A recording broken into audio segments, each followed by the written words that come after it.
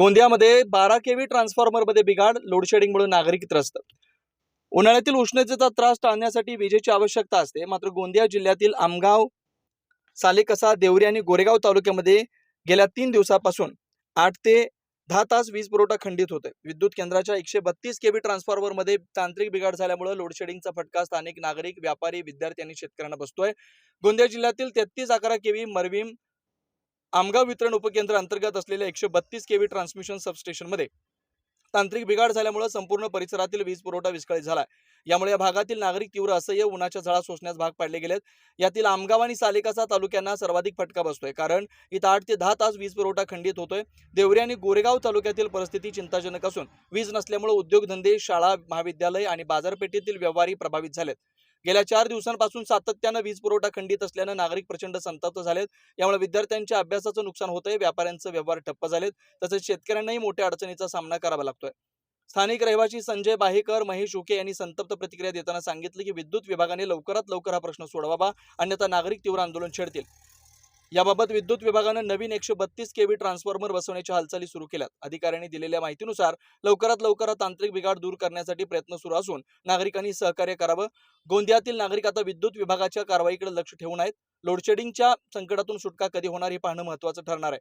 या प्रकरणी प्रशासनाने त्वरित उपाययोजना न केल्यास मोठं जनआंदोलन उभं राहू शकतं. महेश उके, संचालक कृषी उत्पन्न बाजार समिती आमगाव. मागील 4 दिवसापासून महाराष्ट्र राज्य विद्युत वितरण कंपनीद्वारा आपल्या आमगाव, गोरेगाव, सालेकसा, देवरी या 4ही तालुक्यामध्ये लगातार 4 दिवसापासून विद्युत खंडित होत आहे. आणि या विद्युत खंडित झाल्यामुळे शेतकऱ्यांच्या फार मोठ्या प्रमाणात नुकसान होत आहे. कारण आता रब्बी मिळालेली आहे आणि त्या शेतामध्ये कोणाचेही मोटर पंप सुरू नसताना शेतीच्या निश्चितच नुकसान होणार आहे. त्याचप्रमाणे आता भर उन्हाळा सुरू आहे आणि या उन्हाळ्यामध्ये लोकांनासुद्धा पंख्याची, कूलरची आवश्यकता आहे. ते सुद्धा त्याची विद्युत खंडितमुळे त्यांना लोकांनासुद्धा त्रास होत आहे. विद्यार्थ्यांच्या परीक्षेच्या वेळ असून विद्यार्थ्यांचे सुद्धा नुकसान होत आहे. तरी आमची अशी मागणी आहे की लवकरात लवकर या प्रश्नाला मार्गी लावावे, अन्यथा आपण गावकरी लोक आंदोलन करू अशी मी आपण सर्वांना एक धमकी नसून एक माहिती देत आहोत. धन्यवाद. मी संजय बाहेकर, तालुका काँग्रेस समितीचा अध्यक्ष. आम्ही MECBला कालच निवेदन दिलेलं आहे. मागील 4 दिवसापासून आमगाव तालुक्यातील आणि 4 आणखी तालुक्यातील म्हणजे सालेकसा, देवरी आणि गोरेगाव ह्या 4 तालुक्याला MECBच्या विद्युत पुरवठा खंडित झालेला आहे. तरी आमगाव आणि सालेकसाला खूपच जास्त त्रास होत आहे. आज आमगाव तालुक्यातील शेतकरी, विद्यार्थी आणि जनतेला एवढा भर उन्हाळ्यामध्ये उन्हाचा आज त्रास होत आहे आणि विद्युत पुरवठा 8 ते 10 तास खंडित झालेला आहे.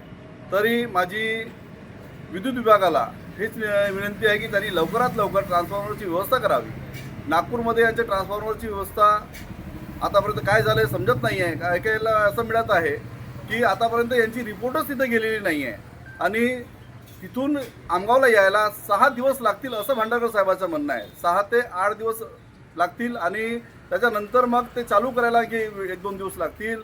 तर असं 10 ते 15 दिवसाची प्लॅनिंग हे सांगून राहिले आहेत. तर त्यांनी माझ्या हेच विनंती आहे की त्यांनी लवकरात लवकर व्यवस्था करावी, जेणेकरून लोकांचं संतुलन बिघडणार नाही आणि ते आपल्या डोक्यावर जास्त चीड निर्माण होईल, लोकांमध्ये असंतोष निर्माण होईल आणि त्याचा मग फटका MECBला भोगावा लागेल. माझी हीच विनंती आहे की त्यांनी लवकरात लवकर ॲक्शन घ्यायला पाहिजे. क्या आप इंटीरियर के बारे में सोच रहे हैं पर डिज़ाइन फाइनल नहीं कर पा रहे? होम इंटीरियर या ऑफिस इंटीरियर, किसी भी डिज़ाइन आइडिया को रियलिटी में कैसे बदले, आज हम ये जानेंगे इंडस्ट्री एक्सपर्ट्स से. हमारी कंपनी जो है डिज़ाइन ब्यूरो, उसमें interior designing, renovation, architectural design, landscaping end renovation, furnitures, ये सारे जॉब्स हमारे यहाँ होते हैं. और पिछले 20 साल से हम लोग इस फील्ड में हैं और इसमें 2 से 3 कैटेगरी आप इसको डिवाइड कर सकते हैं, जिसमें कि हम रेसिडेंशियल बोलते हैं, कमर्शियल बोलते हैं और रिनोवेशंस बोल सकते हैं। बेसिकली क्लाइंट्स की नीड्स को अंडरस्टैंड करना, सो नीड बेस्ड एनालिसिस हमारे यहाँ होता है। सो क्लाइंट्स के लिए हम लोग परफेक्ट इसलिए हो जाते हैं या हम उनके लिए दोबारा या किसी क्लाइंट्स के लिए हम चौथी बार काम कर रहे हैं because of their confidence with us, कि वो हमारे ऊपर रिलाई करते हैं। हम लोग अमित यूनिवर्सिटी को पहले से ही जानते थे, तो उनको हमने बुला के उनको जो स्ट्रक्चर है यहाँ पे ब्रिक्स वर्क चल रहा था तभी से उनको कांटेक्ट किया, उन्हीं को जगह दिखाई, उनको स्पेस डिजाइन करने के हिसाब से कांटेक्ट किया, उन्होंने डिजाइन बना के दिया काफी अच्छा। जो भी उसमें जो भी चेंजेस थे उनको वर्कआउट किया हमने, जब जो मटेरियल लेना था वो साथ में हमारे आए, सिलेक्शन के लिए आए, वो जो भी सारा सिलेक्शन उन्होंने काफी अच्छे से करवाया। जो भी उसके बाद में जो एक्सपेक्ट था उससे ज्यादा बेटर ऑफिस उन्होंने बनवाया। बजट अगर आपका लिमिटेड है तो लिमिटेड बजट में भी आप एक अच्छा इंटीरियर कर सकते हैं, ये हमारा विश्वास है और हमारे क्लाइंट्स के लिए हम वही दे रहे हैं और उसी से हमारा क्लाइंटल बड़ा है। हर क्लाइंट की एक अलग स्टोरी होती है, उनका एक अलग रिक्वायरमेंट्स होता है, कई बार ये सारा मिस आउट हो जाता है। हम अपने डिजाइन उन पे लाते हैं, वो नहीं होना चाहिए। उनको क्या चाहिए वो हम डिलीवर कर सकते हैं, बस वो उनके बारे में हमको समझना पड़ेगा। तो हमारे इसमें हम एक ही बोलते हैं कि ड्रीम कम्स ट्रू। आप ड्रीम देख रहे हो, हम उनको फुलफिल करेंगे, वो हमारी रिस्पॉन्सिबिलिटी है।